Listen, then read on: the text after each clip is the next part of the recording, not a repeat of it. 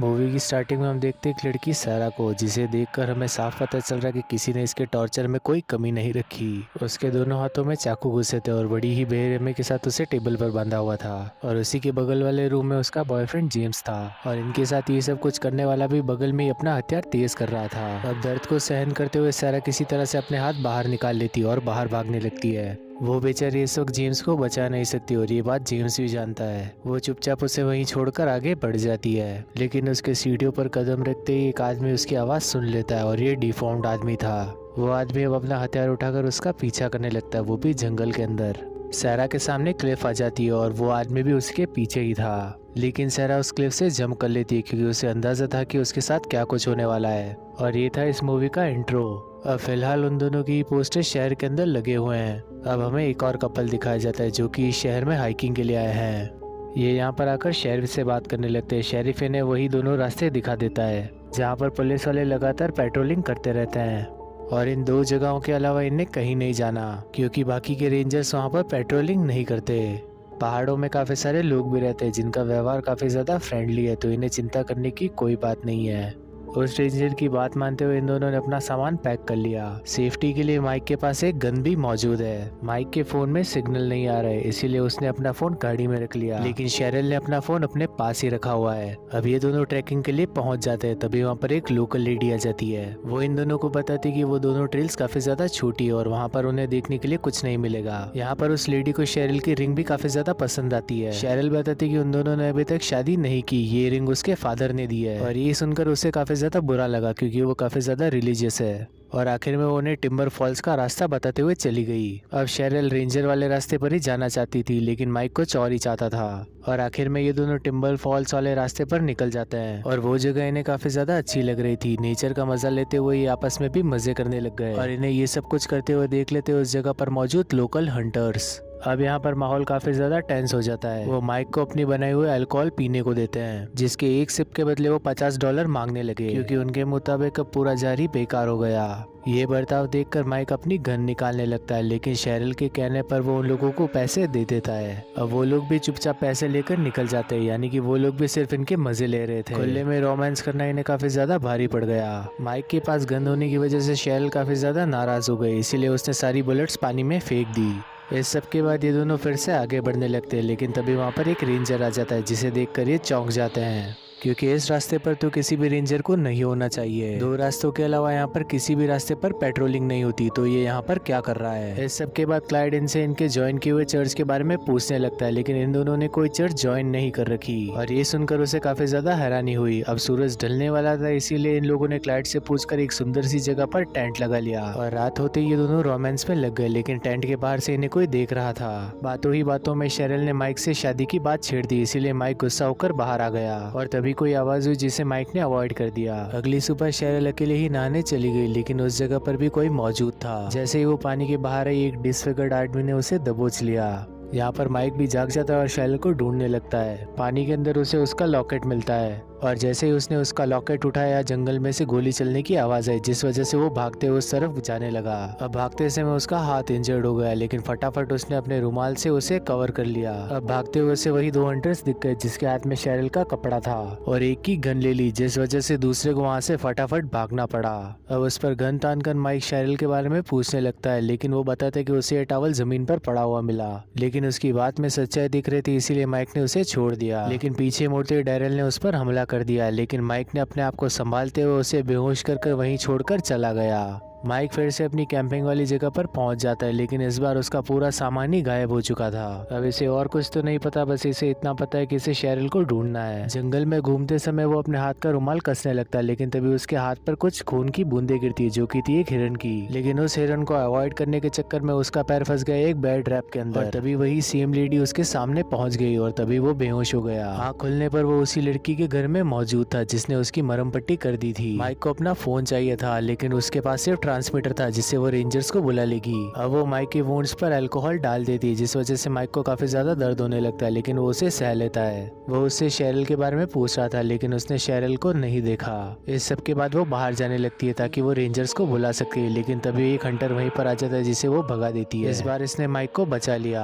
अब रेंजर के साथ कांटेक्ट ना होने पर माइक गॉड को कोसने लगा और ये चीज आइडा को बिल्कुल मंजूर नहीं। उसने माइक को अच्छी तरह से वार्निंग दी कि यहाँ पर गॉड को गाली मत दो, लेकिन उसकी आंखों में गुस्सा साफ दिख रहा था। माइक को शेरिल की काफी ज्यादा चिंता हो रही थी, लेकिन आइडा के मुताबिक रेंजर्स उसे पेट्रोलिंग करते समय ढूंढ लेंगे। आइडा माइक को अच्छे से गोली देने लगती है, लेकिन यहाँ पर इससे एक गलती हो जाती है। वो माइक को गलती से माइकल के देती है जो कि इसके पेरेंट्स को पता है और उसके पासपोर्ट पे लिखा हुआ है, यानी कि माइक का सारा सामान इसी के पास है। माइक आइडा पर चोरी का इल्जाम लगा देता है, लेकिन आइडा कहती है कि मैंने तुम्हारी 2 बार जान बचाई, जिसका ये कोई जवाब नहीं बना। अब माइक को शक होने लगा कि शेरिल अंदर है, इसीलिए वो उठकर अंदर चेक करने जाने लगा, लेकिन तभी आइडा ने उस पर रॉड से हमला कर दिया। वो बताती कि मैंने तुम दोनों को कल रात वो सब कुछ करते हुए देख लिया और वो सब गॉड को यहाँ पर मंजूर नहीं। अब माइक किसी तरह उसे लड़ते झगड़ते उसे नॉक कर अंदर पहुंच गया जहाँ पर रेडियो डेड था। तभी उसे मिल गया वहाँ पर एक सीक्रेट रास्ता जो कि नीचे बेसमेंट में जा रहा था। उस जगह के अंदर काफी सारे जार्स के अंदर काफी सारे फीटस मौजूद थे और उन्हीं सब के साथ मौजूद थे वहाँ पर जीसस। और यहाँ पर आप सब कुछ समझ ही चुके होंगे, आपने इस टाइप की मूवीज पहले भी देखी होगी। और वो एक दरवाजे को खोलकर फाइनली शेरिल तक पहुंच जाता है जहाँ पर वही कपल मौजूद था काफी लंबे समय पहले। वहाँ पड़े हुए काफी सारे टूल्स की मदद से माइक शेरिल की हेल्प करने लगता है, लेकिन तभी वहाँ पर किसी ने काट दी लाइट। इस सब के बाद शेरिल काफी ज्यादा पैनिक करने लग गई, लेकिन तभी वहाँ पर एक टॉर्च मौजूद थी जिसे माइक ने जला लिया और इनके सामने आ गया एक डिफॉर्म आदमी जिसका नाम है डेकन। और ये आदमी आइडा का भाई है। अपनी सीकल की मदद से उसने माइक की थाई पर कट लगा दिया। माइक ने समय रहते शेरिल को वहाँ से भगा दिया और वो उससे भिड़ गया, लेकिन एक ही झटके में उसने माइक को नॉक कर दिया और वो शेरिल के पीछे लग गया। रास्ते में शेरिल को क्लाइड मिल जाता है जो कि वहीं से जा रहा था। वो शेरिल को हिम्मत दे रहा था, लेकिन तभी वहाँ पर डेकन पहुंच गया जिसे देखकर वो जमीन पर गिर गई। अब वो क्लाइड के सामने था और क्लाइड उसे ही सुनाने लग गया कि तुम एक भी काम ठीक से नहीं कर सकते। अगर ये भाग जाती तो यानी शेरिल मौत के मुंह में से बच के फिर से मौत के मुंह में आ गई है,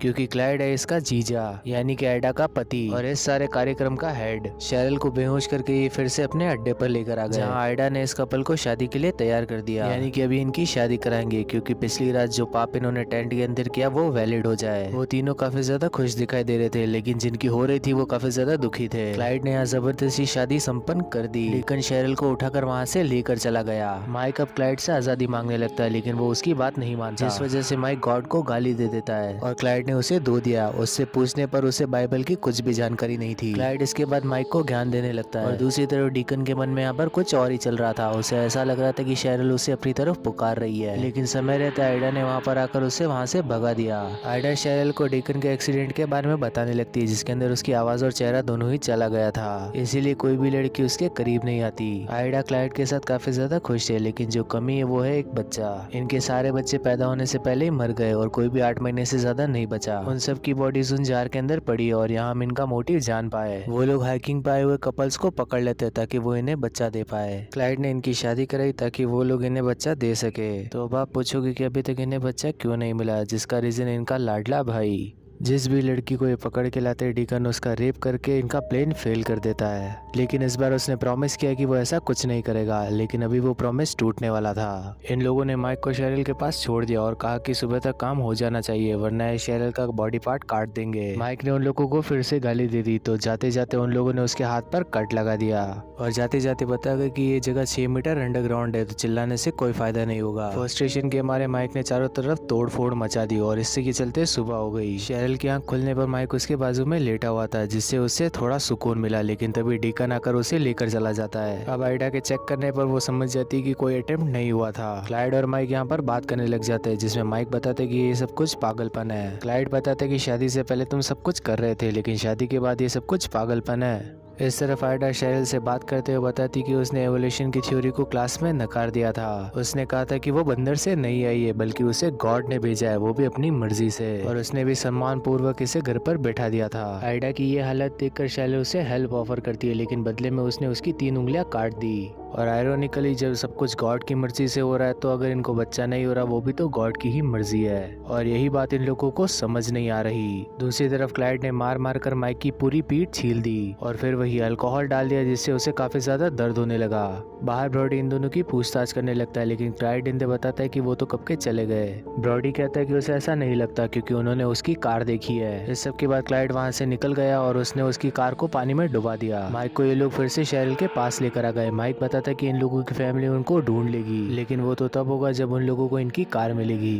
अब उनके जाने के बाद माइक शेरिल को हिम्मत देने लगता है, लेकिन शेरिल सब कुछ अच्छी तरह से जानती थी कि अगर सब कुछ ठीक है तो वो यहाँ पर बंदी नहीं होती। शेरिल कहती है कि हमें उनकी बात मान लेनी चाहिए, लेकिन माइक बताता है कि अगर उन्होंने उनकी बात मान ली तो वो माइक को सबसे पहले मारेंगे और उनका काम होने पर वो शेरिल को भी मार देंगे। अगली सुबह होने पर काम ना होने पर वो सभी नाराज थे। इस तरफ क्लाइड को शेरिफ का कॉल आ जाता है जिसमें माइक की मॉम ने मिसिंग रिपोर्ट दर्ज कर दी और जो भी इन्हें ढूंढ कर लगा उसके लिए काफी ज्यादा बड़ा इनाम भी रहेगा। इतना सुनकर माइक चिल्लाने लगता है, लेकिन वो उसका मुंह बंद कर देते हैं। ब्रॉडी की मुलाकात शेरिफ एवलिन से होती है, लेकिन वो कुछ भी नहीं बताता, लेकिन इनाम की बात सुनकर वो सब कुछ बता देता है। और इधर डीकन अपनी बहन का प्लान फिर से फेल कर रहा था, लेकिन इस सब के बीच में शेरिल ने अपने हाथ खोल लिए। दूसरे रूम में क्लाइड और आइडा यहाँ पर माइक को अपनी बात मनवा रहे थे और इसीलिए वो एक हथियार भी गर्म कर रहे थे, लेकिन फिर भी माइक उनकी बात नहीं मानता। वो बताता है कि तुम्हें पुलिस ढूंढ रही है और अब तुम्हें कोई नहीं बचा सकता। और इतनी बात सुनकर आइडा का दिमाग खराब हो जाता है और वो माइक को रॉड चिपका देती है। माइक की चीख सुनकर शेरिल भी उधर आने लग जाती है, लेकिन डीकन उसे पकड़कर उसे फोर्स करने लगता है, इसीलिए वो लोग ही वहाँ पर पहुँच जाते हैं और उसे रोक लेते हैं। यहाँ पर ये लोग भी समझ चुके कि बात कुछ ज्यादा ही आगे बढ़ चुकी है और बचने का कोई तरीका नहीं है। माइक भी होल्ड बैक ना करते हुए कह देता है कि अगर गॉड को तुम्हें बच्चा देना होता तो कब का दे देता, और इतना सच किसी को भी हजम नहीं होता। आइडा उसे चुप हो जाने को कहती है, लेकिन वो चुप नहीं होता है, इसीलिए वो उसके वुंड्स दबाने लगती है और वो उस दर्द को पूरी तरह से सह लेता है। ये बात सुनकर शेरिल काफी ज्यादा हंसने लगी क्योंकि वो 2 मंथ से पहले से ही प्रेग्नेंट है। वो माइक को सरप्राइज करना चाहती थी, लेकिन तभी इन लोगों ने इसे पकड़ लिया। माइक ये बात सुनकर काफी ज्यादा हैरान रह जाता है, लेकिन आइडा के पैरों तले जमीन खिसक जाती है, यानी कि इस बार भी इन लोगों को अपना बच्चा नहीं मिलेगा। और यहाँ पर इसकी हिम्मत टूट गई। दूसरी तरफ ब्रॉडी और रॉनी इन्हें ढूंढने के लिए आ गए, लेकिन इन दोनों से दरवाजा खोलते हुए जरा सी आवाज हो गई, जिस वजह से ये दोनों भी आवाज सुनकर ऊपर चले गए। अंदर की तरफ माइक कटर उठाने की कोशिश करने लगता और यहाँ पर डॉनी को वो अंदर जाने का रास्ता मिल चुका था। उसके दरवाजा खोलते ही माइक हेल्प के लिए चिल्लाने लगता है, लेकिन तभी क्लाइड पीछे से आकर उसके भेजे में कुल्हाड़ी घुसा देता है। ब्रॉडी भी अंदर की तरफ पहुंच गया, लेकिन आइडा ने उसे भी गोली मार दी। फिलहाल के लिए तो ये बच गए, लेकिन आखिर कब तक बचेंगे। इस सब के बाद ये दोनों हंटर्स को दफना देते हैं। आइडा कहती है कि हम उसे अबॉर्शन करवा के फिर से प्रेग्नेंट करेंगे, लेकिन गॉड के मुताबिक ये भी तो एक सिन है। प्लान के मुताबिक इन्हें उन्हें मारना होगा क्योंकि यही इस चीज का हल है। आइडा फिर से दुखी हो गई क्योंकि इन्हें फिर से नया कपल ढूंढना होगा। उसे छोड़कर क्लाइड नीचे चला जाता है ताकि वो माइक को मार सके, लेकिन तभी माइक चेयर पर बैठा हुआ था जो कि उसके गले में कटर घुसा देता है और इसी की गन से इसे ही शूट कर दिया, जिसकी आवाज आइडा को भी आ गई। बॉडीज कवर करने के बाद वो किसी तरह से घर पर पहुंच गई, जहां पर उसे क्लाइड की लाश मिली और उसे देखकर वो और भी ज्यादा टूट गई। माइक उस पर भी हमला करने लगता है, लेकिन फुर्ती दिखाते हुए उसके पैर के अंदर शॉवेल मार देती है। वो उसके ऊपर चढ़ के उसी के पैरों के अंदर कटर मारने लगती है। वो उसकी जान ही ले लेती, लेकिन तभी शेरिल ने पावड़ा उठाकर उसके भेजे में मार दिया। माइक अब चलने की हालत में नहीं था, इसीलिए शेरिल ऊपर जाकर रेडियो के थ्रू कांटेक्ट करने लगती है और किस्मत से एवलिन ने उसे सुन लिया। बात हो पाती इससे पहले डीकन ने उसका गला दबोच लिया और रेडियो भी टूट गया। वो उसका दम घोटकर उसे मारने लग जाता है, लेकिन हाथापाई में क्रॉस नीचे गिर जाता है, जिसे शेरिल उसके मुंह के अंदर घुसा देती है और वहां से भाग जाती है। माइक हथियार लेकर ऊपर आने लगता है और यहाँ पर शेरिल डीकन से फाइट बैक कर रही थी और जिस वजह से वो दोनों ही नीचे गिर जाते हैं। काफी सामान गिर जाने की वजह से माइक अंदर ही लॉक हो जाता है। शेरिल भागते हुए बाहर आ गई और उसने अल्कोहल जार उठा लिया। डीकन भी उसके पीछे ही था, लेकिन ये था उसका ट्रैप। जार पर आग लगाकर उसने डीकन की तरफ फेंक दी और यहाँ पर डीकन जलकर मर गया। ये नाइटमेयर खत्म करके ये दोनों सुकून से मिल रहे थे, लेकिन आइडा अभी तक जिंदा थी। एक हथियार उठाकर उसने उन दोनों पर हमला कर दिया। माइक ने शेरिल को बीच में से हटा दिया और वो हथियार सीधा उसके पेट के अंदर घुस गया, लेकिन शेरिल ने सीकल की मदद से उसका गला काट दिया और यहाँ पर उसकी भी मौत हो गई। माइक पूरी तरह से इंजर्ड हो गया था और सही समय पर अगर उसे मदद नहीं मिली तो उसकी जान भी जा सकती थी।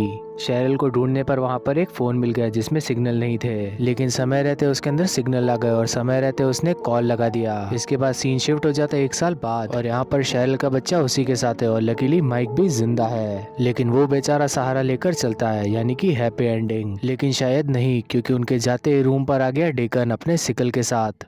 और इसी सब के साथ ये मूवी यहीं पर खत्म हो जाती है। तो वीडियो पसंद आई हो तो इसे करना लाइक और चैनल को करना सब्सक्राइब। मिलेंगे नेक्स्ट वीडियो में, तब तक के लिए बाय।